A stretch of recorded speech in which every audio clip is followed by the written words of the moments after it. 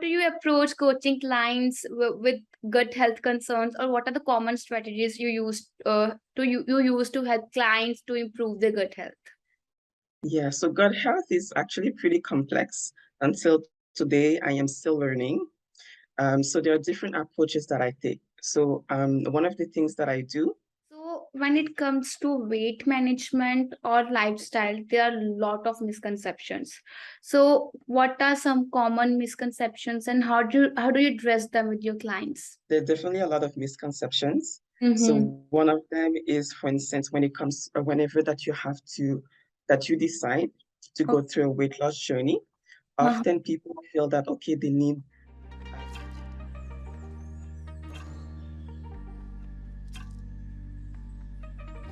Yes, hi.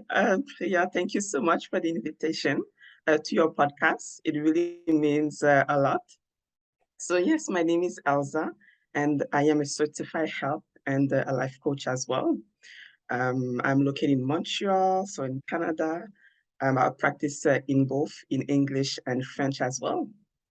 And actually, my passion for health coaching, it really started with my own journey. So years ago, I developed different things related to different health conditions related to stress, which led me to being curious about stress management. And until today, now I am practicing it in order to help my clients. Wow, that's amazing. Stress is a thing which we all need to focus on this.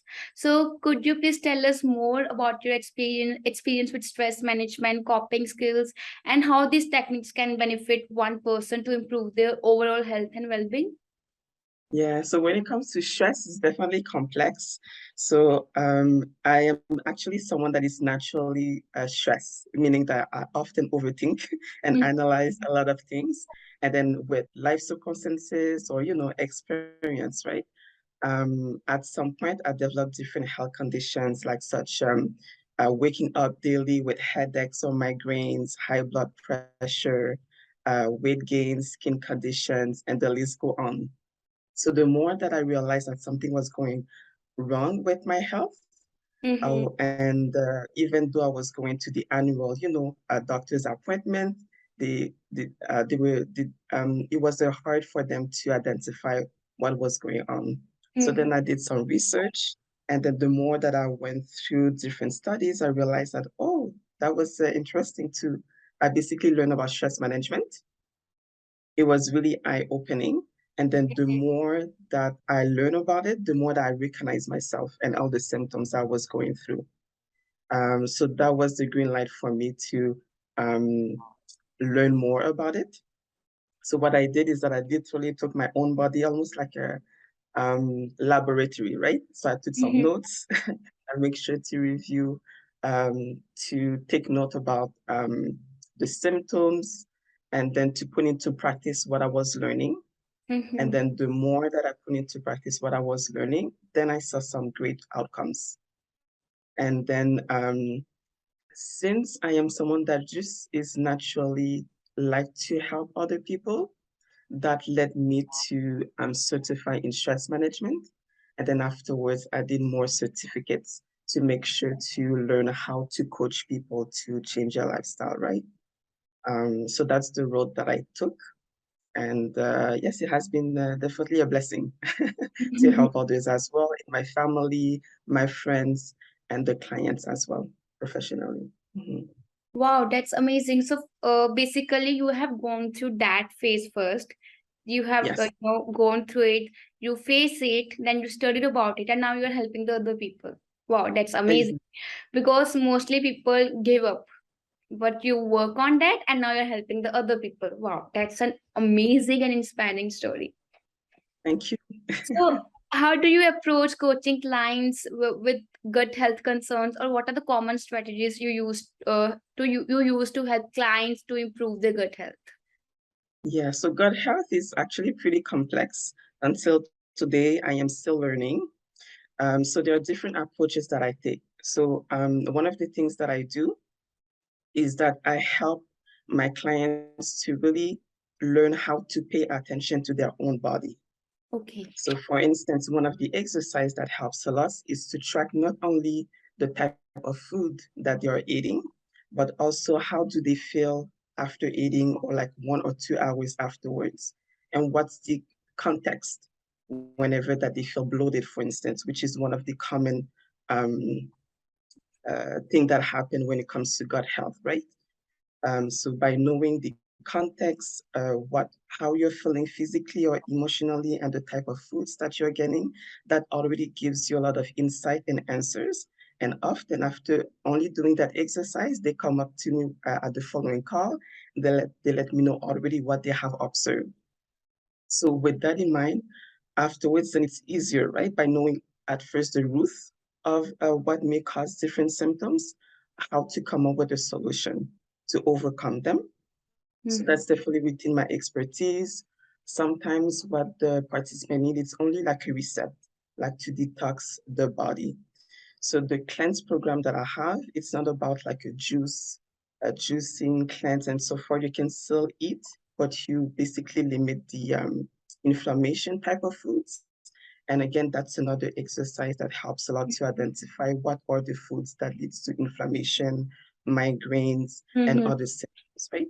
Yes. And if ever there is anything that is out of my scope, I will direct them to a specialist in the digestive system, like a nutritionist and so forth. And of course, a lot of them, they already come to me with the diagnosis, like IBS, celiac, and so forth. So if they already have a diagnosis, they come to me so that they have a support system. So I am basically their cheerleader, their accountability partner to make sure that the change that they need to make, Mm-hmm. um, they can incorporate the new habits step by step, right? Long term. Mhm. Got it. So when it comes to weight management or lifestyle, there are a lot of misconceptions. So what are some common misconceptions and how do you address them with your clients? Yeah, so when it comes to weight and lifestyle, um, there are definitely a lot of misconceptions.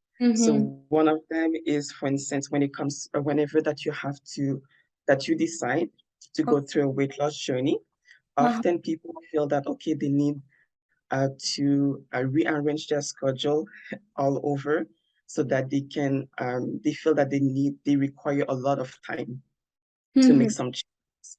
So then we have a conversation about, no, it's not, you don't have to change all your your schedule from A to Z. There are ways to make some changes, really step by step. So a tiny step at a time so that it doesn't feel as overwhelming.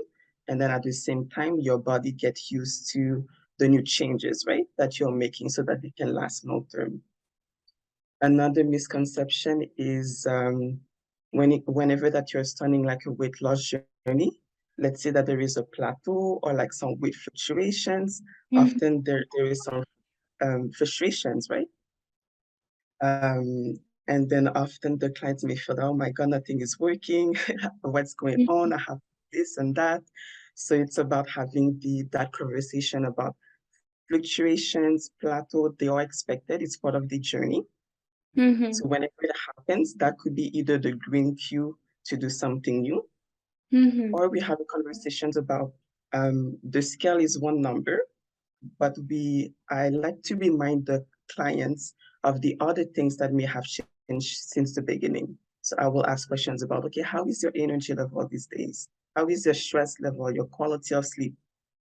How your clothes are feeling these days, and so forth. Or if ever they share with me in advance different results related to their blood work, I will tell them, oh, okay, do you remember you actually share with me that your blood sugar numbers are better and so forth. So having that conversation encourage them Mm-hmm. to realize that it's not only about the scale, there is so much more. Yeah. And yes, usually that helps to keep going Oh, with the weight loss journey. while answering this, question, you have cleared some of the misconceptions which what I was also having. So it's an amazing. I'm learning a lot of things from you. Oh, you're welcome. All right. So, being a coach or being a leader, it's very difficult. It requires a lot of patience, and you need to balance each and everything. So, how do you balance your clients' unique needs and goals with evidence-based recommendations and using the best practices in your coaching center? Hmm. So what I do is that I always like to meet the clients where they are. So during the initial calls or the discovery call, I love to take my time to go over like a series of questions to really know with details what they are looking for and to make sure that we can work together, right? Because we all have different types of personality and so forth. I do not have all the answers neither. So by having that first conversation, we can already know from the beginning if we can continue to work together. So that's the first thing that I'm making sure to do. If not, that's totally fine. I will refer them to someone that can support them better. And then when it comes to the needs and evidence-based things, the way that I look at the resources that are evidence-based, research-based, and so forth, they're really there like as a guide, as a referral, so that you can look at them as an inspiration for different answers and so forth. But at the end of the day, it's important that you take into consideration your lifestyle, your schedule, your preferences, so that you can tweak those different habits that you want to integrate into your life.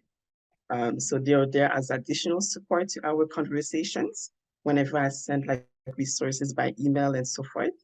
Um, and then a lot of people, they love to have the theory about how come this and that is happening, right? Yes. Then afterwards, you have to reuse our creativity as a team to make sure that we can implement things accordingly.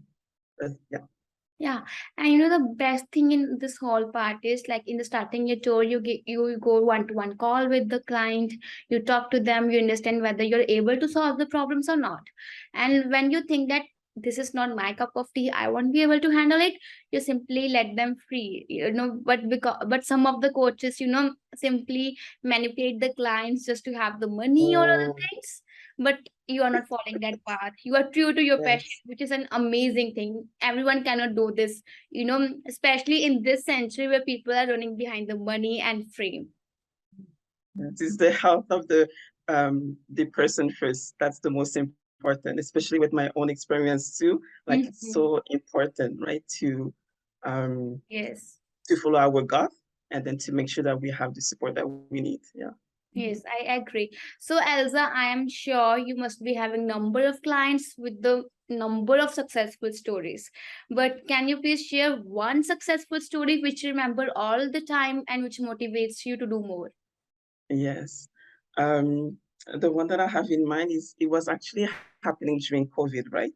So during the Mhm. pandemic, there was so much going on, the unknown as well. So I was working with a father, and basically he was part of the program because it was his wife that Mhm. encouraged him to be part of her health coaching program. So at first there was some resistance. He wasn't sure if it was really the time, right, to take care of his own health. And he thought that he had to do so many different changes related to nutrition, to exercise, but at the same time, he was stressed because of work, because he had a newborn, and then the pandemic. So seeing that he was so overwhelmed, we had different conversations that actually right now we don't need to make too many changes when it comes to nutrition or exercise. Maybe where we need to start, it's when it comes to the well-being. And then he shared with me how these days he felt the importance to spend so much more time with his family members. So because at the time, there were so many restrictions, we couldn't go into a lot of places. So the new ritual was to make sure to spend some time in the backyard with the family members first. So that was the first ritual. And then we talked about, okay, how can we move the body more? And then at first he thought that, oh my God, I need to go to the gym, blah, blah, blah. And then I asked him, is it something that you can incorporate into your lifestyle? And then he shared with me, honestly, no. I'm worried. I like to come to get the COVID back at home, blah, blah, but I know that this is what I have to do. And then I asked him, how about you find what could be the alternative so that you don't feel like you have to choose between your health and your family, right? So what he started to do is to, with the family after eating, like just to walk around in the neighborhood so that he still spent time with the family while making sure to take some steps. And then naturally he come up with his own ideas. He bought like a backpack so that he can, one of the newborn could be Mhm. there, and then so that he can keep hiking. So that was his way to increase the intensity level of the exercise. And then things go on and go on. And then at some point he shared with me, okay, Elsa, I'm not sure what's going on, but I went to see my doctor and the cholesterol levels are way better than it used to. And he was surprised because he was telling me, I haven't done so much difference when it comes to nutrition. So I don't know, but my numbers are better. And then I reminded him that yes, nutrition is one thing that helps with the cholesterol levels, but the fact that you practice self-care in so many different ways, you spend more time with your family, and all those steps that you're taking, that's body movement, that's exercise, and that counts as well for cholesterol. And then he was like, oh, yes, that's true. So after that, so that led him to be even more motivated to then make some changes when it comes to nutrition. So overall, I feel it's a success story because it shows how there have been some obstacles here and there, um, but he found his own creative way to take care of himself and his family. Mhm. Wow, that's amazing. Having you on the podcast is such an inspiring thing because how you first faced all the difficulties by yourself. You went into stress, depression, or any other thing, then you come out of it, then you work on that, took certifications, then you start helping the people, and then you are making the people successful in their goals, in terms of nutrition or whatever the health goals they are having. So Elza, I think that's an amazing thing because mostly some of the people just give up. They first of all they don't try it. For example, if XYZ person is in stress, first of all he or she will not try to come out of it. He or she will speak on it, or they will try to get sympathy from others. And if they come out by chance, they will simply focus on their goals, on their how to attract money or other things. But you come Yes. out of it, and now you're doing something extraordinary for the society, which is an amazing and you know really, I don't have words to describe it. So, Elsa, my last question to you is if you have the, 1 minute or 2 minutes and to talk to the whole world, to send them one message, what will be your message to the whole world? All right. So that's a really great question. I feel that self-care is so important, meaning that often we think that self-care means that we forget about everyone else. But something that I keep reminding myself and my participants, my clients, is that actually self-care is definitely not selfish. In contrary, the more that we're taking care of ourselves, the more that we can be there for others. So that helps a lot too. So I feel that's the biggest message that I have, that you deserve to your own happiness, the health or the health outcomes, right? That you desire for yourself or your family too. Got it, Mhm. got it. Thank you so much, Elsa, for your precious time. Do you have anything else to include? No, but thank you so much for the invitation. It was a pleasure as well to meet you. Thank you so much. Thank you so much for your precious time. It was great to have you on this show, and I hope to have you again in the future. Thank you. Likewise. All right.